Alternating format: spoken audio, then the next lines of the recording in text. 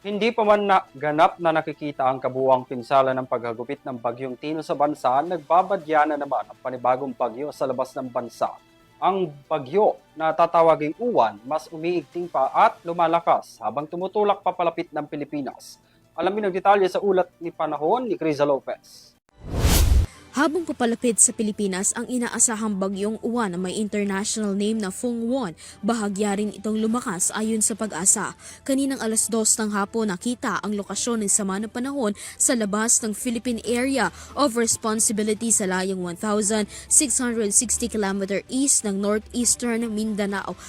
Dala na nito ang lakas ng hangin hanggang 75 km per hour at pagbugso na aabot hanggang 90 km per hour at may direksyon patungong northwestward sa bilis na 10 km per hour.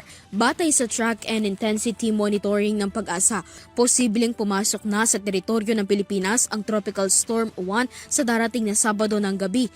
Pagtatansya pa ng Pag-asa, maaaring lumakas bilang isang typhoon classification ang tropical storm bukas ng Biyernes at maging isang super typhoon sa araw ng Sabado. Sa pagtataya ng Weather Bureau, malakas ang tsansa na maglandfall ang bagyo sa norte o Central Luzon sa darating na Lunes, November 10. Dagdag ng Pag-asa, maaaring umabot hanggang Tropical Cyclone Wind Signal number 5 ang idedeklarang wind signal dahil sa lakas ng bagyo. Ngayon pa lang ay mahigpit nang pinapaalalahanan ang publiko na paghandaan ang maaaring pananalanta ng bagyo at manatiling nakaantabay sa mga abiso ng lokal na pamahalaan at ng Pag-asa.